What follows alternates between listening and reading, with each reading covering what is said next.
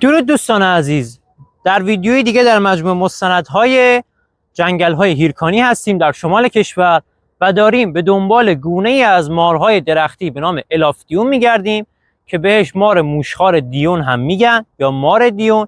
یکی از مارهای غیر زهرگین ایران هستش و چون تعامل داره محیط زندگی و پیرامونش با محیط تنها مار زهرگین جنگل‌های هیرکانی و شمال کشور، افعی قفقازی، و چه تعامل داره به اون افعی و رفتار اون افعی رو تقلید میکنه.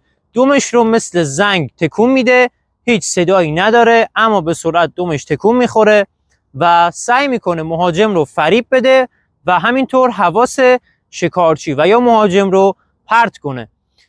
دقیقاً رفتاری هستش که افعی قفقازی سرخ این مناطق هم از خودش نشون میده. با تکون دادن دمش حواس مهاجم و شکارچی رو پرت میکنه و اون رو مورد گزش قرار میده. مار دیون این رفتار رو انجام میده که مهاجم رو بترسونه و همینطور بتونه از دستش فرار کنه. یکی از مارهایی هستش که در جنگل‌های هیرکانی و در شمال کشور در کنار مزارع چای و در لابلای درختان روی شاخ و برگ‌ها پنهان میشه و از موش‌ها، بندپایان و حشرات ریز این مناطق تغذیه میکنه. ما در حال پیمایش هستیم تا اگر شانس با همون یار بود تونستیم این گونه زیبا ارزشمند رو پیدا کنیم، تصاویرش رو ضبط کنیم و برای شما به اشتراک بذاریم. با ما همراه باشید در این سفر تا ما به همراه تیممون آقای محمد تارخانی و آقای محمد جهان بتونیم این گونه های زیبا ارزشمند رو پیدا کنیم و تصاویرش رو برای شما به اشتراک بذاریم. با حمایت های شما باعث میشه که ما بتونیم فعالیت مستمرتر و قوی‌تری داشته باشیم و جانوران زیبا، مخصوصا خزندگان و جانور زهرگین ایران رو بیشتر با شما آشنا کنیم. با ما در این ویدیو همراه باشید. دوستان عزیز، قبلا هم بهتون گفتم جنگل‌های هیرکانی به دلیل وسعت زیاد و پوشش گیاهی انبوه دارای جانوران خاص و زیبا و زیادی هستش که ما سعی کردیم در سفر یک هفته‌ایمون تا جایی که میتونیم پیمایش داشته باشیم. در اوایل صبح تا عصر به صورت یک تکه استراحت نداریم، پیمایش‌های طولانی داریم تا بتونیم تمام جانوران زیبا و خارق‌العاده اینجا رو تصویربرداری کنیم و برای شما به اشتراک بذاریم و در مورد اطلاعات و خرافاتی که در بین باور عموم هستش رو نکات درست و منفیش رو بیان کنیم برای شما و شما رو با این گونه‌های زیبا در این اقلیم بیشتر آشنا کنیم.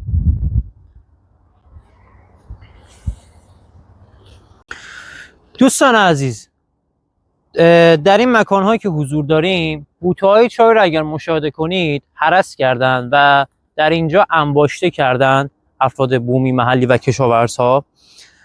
در این مکان‌ها مارها میان روی این بوته‌ها میخوابن و در قسمت‌هایی که نورگیر هستش آفتاب میگیرن. الان چون هوا ابریه احتمالش هستش که بعد از بارندگی وقتی هوا داره صاف میشه مارها بیان روی این بوته‌ها و استتار کنن و بخوان آفتاب بگیرن. ما در حال پیمایشمون باید لابلای این بوته‌ها رو بگردیم تا اگر ماری مخفی شده بود اون رو پیدا کنیم و تصاویرش رو برای شما ضبط کنیم. دوستان عزیز، بالاخره تونستیم داخل پیمایشمون مار درختی دیون رو مشاهده کنیم.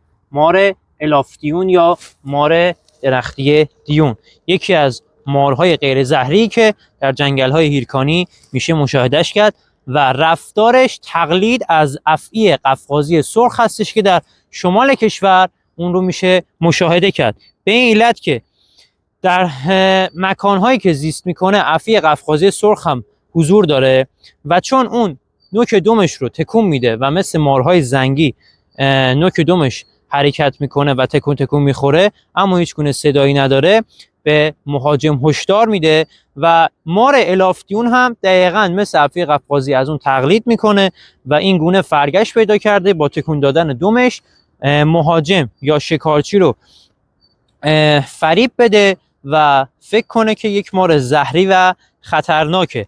طرح و رنگی که داره به خوبی میتونه در کنار این شاخ و برگا و روی زمین استتار کنه و همینطور روی شاخه‌های درختان.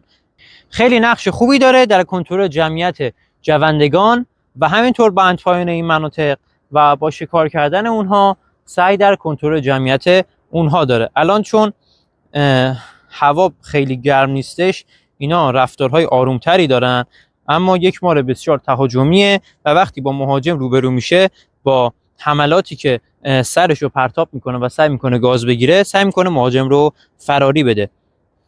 ببینید دومش رو چجوری تکون میده.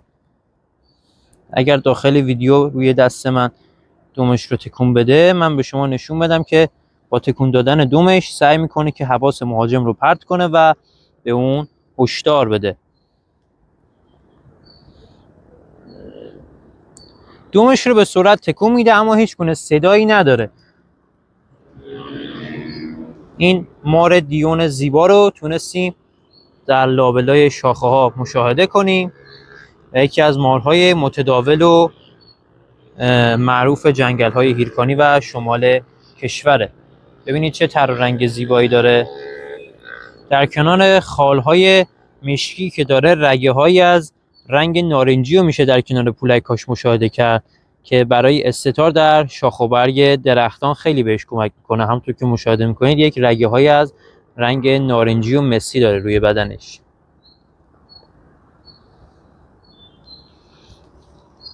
به راحتی میتونه از شاخ و برگ درختان بالا بره و روی اونها پنهان بشه و استتار کنه. این الان یک نمونه نابالغش هست و جثه هاشون خیلی بیشتر رشد میکنه و تا 1.5 متر به راحتی رشد میکنن و بدن ضخیمتری دارن. این یک نمونه کوچک و نابالغشه که ما تونستیم داخل پیمایشمون مشاهده کنیم.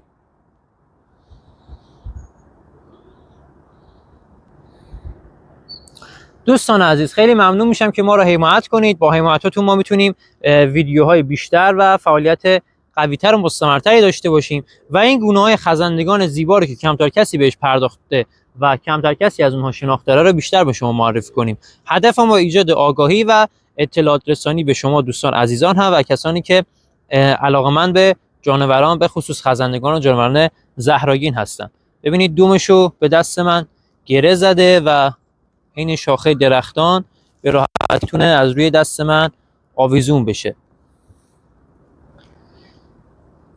خیلی ممنونم که با حمایتاتون به ما انرژی میدید. ما این گونه زیبا رو رها میکنیم و به ادامه پیمایش رو میپردازیم تا گونه مورد هدف و خاصمون که عفی قفقازی سرخ شمال هست رو پیدا کنیم و در ویدیوهای دیگه به شما معرفی کنیم.